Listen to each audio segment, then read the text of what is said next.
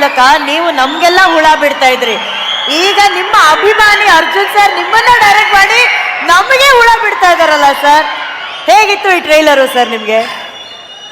ಏನ್ ನಾನೇನ್ ಹೇಳೋದು, ನೀವೆಲ್ಲ ನೋಡ್ಬಿಟ್ಟಿದ್ದೀರಾ ಹೆಂಗಿದೆ ಅಂತ. ಮೊದಲನೇದಾಗಿ ಹೇಳ್ಬೇಕಂದ್ರೆ ಈ ಪಿಕ್ಚರಲ್ಲಿ ನೀವು 3 ಸ್ಟಾರ್ಗಳು ನೋಡಿದ್ರಿ, ಹೇಳ್ತಾ ಇದ್ದೀರಾ 3 ಜನ ಸ್ಟಾರ್ಸ್ ಅಂತ. ನಿಜವಾದ 3 ಜನ ಸ್ಟಾರ್ಸ್ ಹಿಂದೆ ಇದ್ದಾರೆ. ಅದರಲ್ಲಿ ಮೊದಲನೇ ಸ್ಟಾರು ಇಲ್ಲಿ ನೋಡಿ, ಇಲ್ಲಿ ಪ್ರೊಡ್ಯೂಸರ್ ಅವರು ನಿಜವಾಗ್ಲೂ ಎಷ್ಟು ಹೇಳಿದ್ರು ಸಾಲದು. ಎಲ್ಲರೂ ಹಣ ಹಾಕಿ ಸಿನಿಮಾ ಮಾಡ್ತಾರೆ, ಇವ್ರು ಹಣ ಸುರಿದಿದ್ದಾರೆ. ನೀವು ನೋಡಿದ್ರೆ ಗೊತ್ತಾಗ್ತಿದೆ, ಆ ಗ್ರಾಫಿಕ್ಸ್ ಇರ್ಬೋದು, ಆ ಮೇಕಿಂಗ್ ಇರ್ಬೋದು, ಎಲ್ಲರನ್ನೂ ಸೇರಿಸಿ ಮಾಡಿರೋ ನಿಜವಾಗ್ಲೂ ನಿಮ್ಮಂಥ ಪ್ರೊಡ್ಯೂಸರ್ಸು ತುಂಬ ವರ್ಷ ಇರಬೇಕು. ನಿಮ್ಮೆಲ್ಲರ ಆಶೀರ್ವಾದ ಇಂಥ ಪ್ರೊಡ್ಯೂಸರ್ಗಳಿರಬೇಕು. ಕನ್ನಡ ಸಿನಿಮಾ ಉಳಿಬೇಕು ಬೆಳಿಬೇಕು ಅಂದರೆ ಮೊದಲನೇದಾಗಿ ಇಂಥ ಪ್ರೊಡ್ಯೂಸರ್ಗಳಿರಬೇಕು. ಸರ್ ಒಳ್ಳೇದಾಗಲಿ ತಮಗೆ. 2ನೇ ಸ್ಟಾರ್ ನೋಡಿ, ಅಲ್ಲಿ ನಿಂತಿಯಾರು ನೋಡಿ, ಅರ್ಜುನ್ ಅವರು.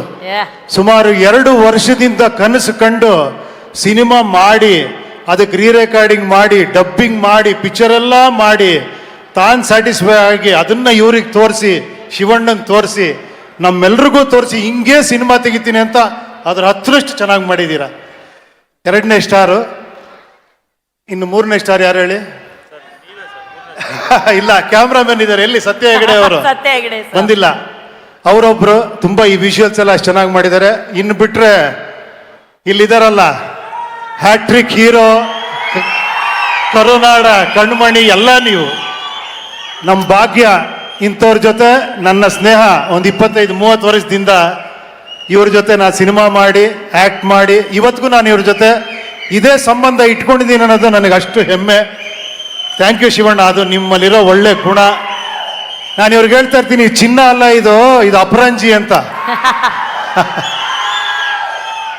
ನಿಮ್ಮನ್ನ ಹತ್ರ ನೋಡಿದವರಲ್ಲ, ದೂರದಿಂದ ಎಲ್ಲ ನೋಡಿದ್ರೆ ನಿಮ್ಮನ್ನು ಅಷ್ಟು ಪ್ರೀತಿಸ್ತಾರೆ. ಅದಕ್ಕೆ ಇವತ್ತು ನೀವು ಅಷ್ಟು ಚಾರ್ಮಿಂಗ್ ಆಗಿ, ಇವತ್ತು ಒಳ್ಳೆ 20 ವಯಸ್ಸಿನ ಹುಡುಗರ ಥರ ಡ್ಯಾನ್ಸ್ ಮಾಡ್ತಾರೆ. ನೋಡಿದ್ರಲ್ಲ, ಚೆಲುವೆಯ ನೋಟ ಚೆನ್ನ. ಇಂಥ ಸ್ಟಾರ್ ತುಂಬ ಹೆಮ್ಮೆ ಅನ್ನಿಸ್ತಿದೆ ಶಿವಣ್ಣ, ನಿಮ್ಮ ಜೊತೆ ನಾನು ಸ್ಕ್ರೀನ್ ಶೇರ್ ಮಾಡಿದ್ದಕ್ಕೆ. ರಾಜ್ ಬಿ ಶೆಟ್ಟಿ ಅವರು ಇವತ್ತು ಮೋಸ್ಟ್ ವಾಂಟೆಡ್ ಹೀರೋ ಅವರು ಕನ್ನಡ ಇಂಡಸ್ಟ್ರಿಲಿ. ಅವ್ರ ಕಾಲ್ ಶೀಟ್ ಸಿಗೋದೇ ಕಷ್ಟ ಆಗ್ಬಿಟ್ಟಿದೆ ನಮಗೆ.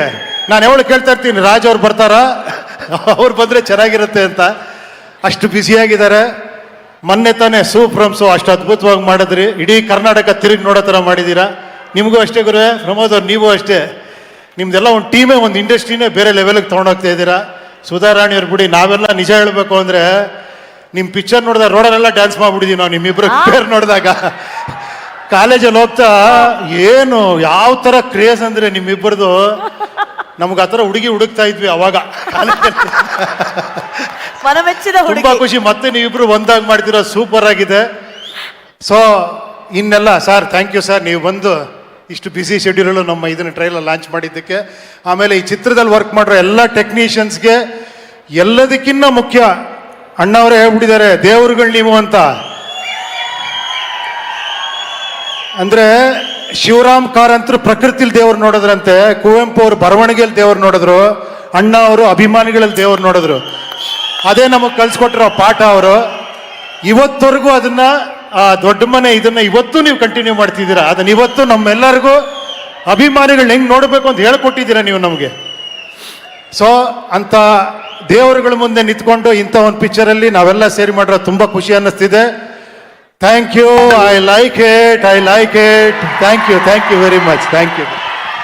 ಉಪ್ಪಿ ಸರ್.